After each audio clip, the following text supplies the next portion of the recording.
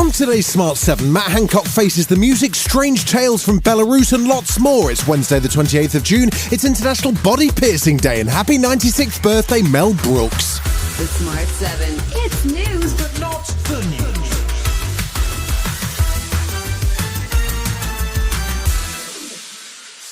The COVID inquiry came face-to-face with Matt Hancock on Tuesday as the former Health Secretary was quizzed over his role in the pandemic.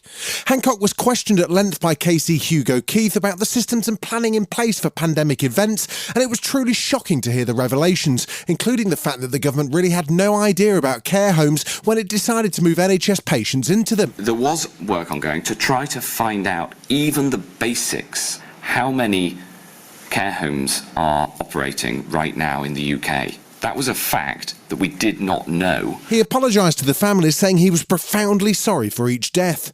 He was also asked about a 2016 exercise, Operation Cygnus, which revealed shortcomings in the pandemic planning system, but only 8 of the 22 recommendations were acted on.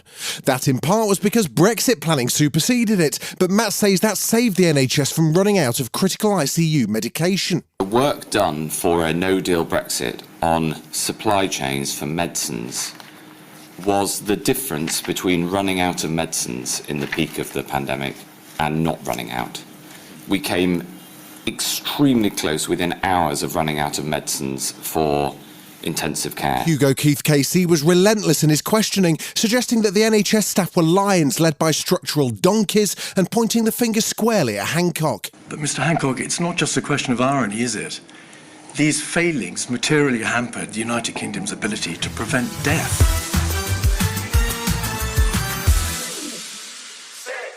Vladimir Putin was busy on Tuesday continuing to address the weekend's mini-mutiny, which saw the Wagner mercenary group make a dash towards Moscow, shooting down Russian planes and helicopters along the way.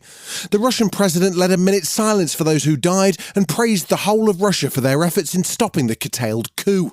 Our resolution and courage has been huge and has played a defining role in overcoming these obstacles and the mutiny. You can see that the army, society and people were one. The man who led the mutiny up and down the road to Moscow, Yevgeny Prigozhin, has now arrived by private jet into neighbouring Belarus, and Belarusian President Alexander Lukashenko was keen to tell of his part in diffusing the situation.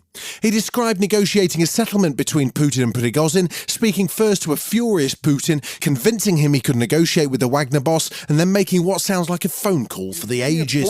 We talked for around 30 minutes exclusively in swear words. I analysed it later. There were around 10 times more swear words than normal vocabulary.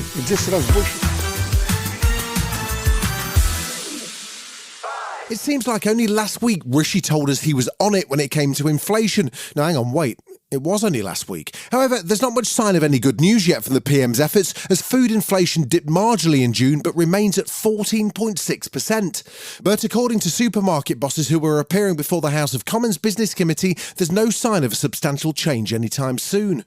Gordon Gala, the commercial director of Tesco, says they're doing their best to keep prices down and that they only make 4p profit on every pound. And we have doubled down on our competitiveness.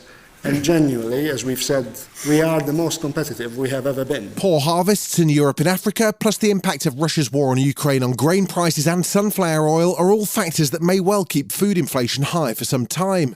Morrison's chief exec, David Potts, says they're trying their best and they're donating to food banks along with other initiatives. We are acutely aware of the pressure that many millions of ordinary people have come under.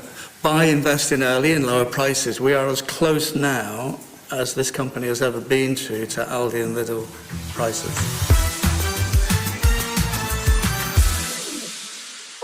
The family of Stephen Lawrence have condemned the Met Police's failed investigation into his murder, which took place 30 years ago. The latest twist in the story saw the BBC reveal a 6th suspect, Matthew White, who died in 2021.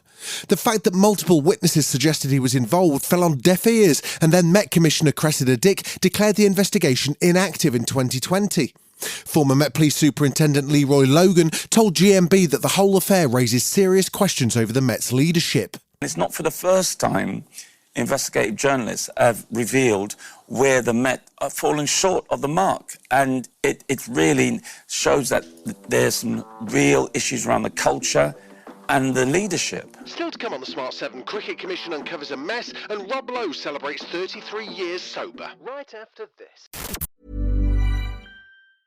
At Bombas, we make socks, underwear, and T-shirts that feel good and do good. They feel good because they're designed with the softest materials and comfort innovations. They do good because for every item you purchase, we donate another item to someone who needs it. So far, we at Bombas have donated over 75 million items, and your purchases add to that impact. Go to bombas.com/ACAST and use code ACAST for 20% off your first purchase. That's BOMBAS.com/ACAST and use code ACAST at checkout. Welcome back.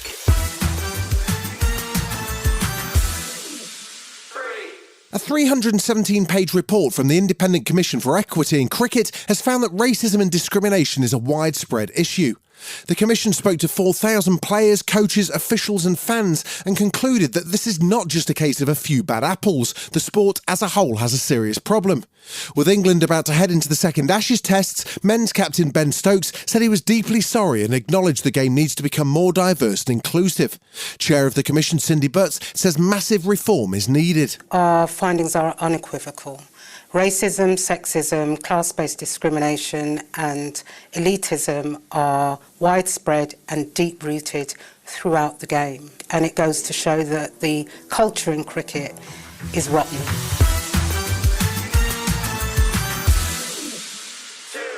Rob Lowe's a busy man these days. He's got a podcast called Literally, His Loving Life, and he popped up with Kelly Clarkson to talk about celebrating 33 years of sobriety. But it all nearly came undone quite early on when he found himself backstage with a legendary party animal. Also, Rob, please don't do English accents. It burns me bloody ear holes, mate. So I was newly sober. Yeah. And Keith Richards said, "Won't you come back to the hotel and party with me later?" And I had this, I was like, okay, I'm gonna turn down Keith Richards? And I remembered I didn't do it. Because that's hard.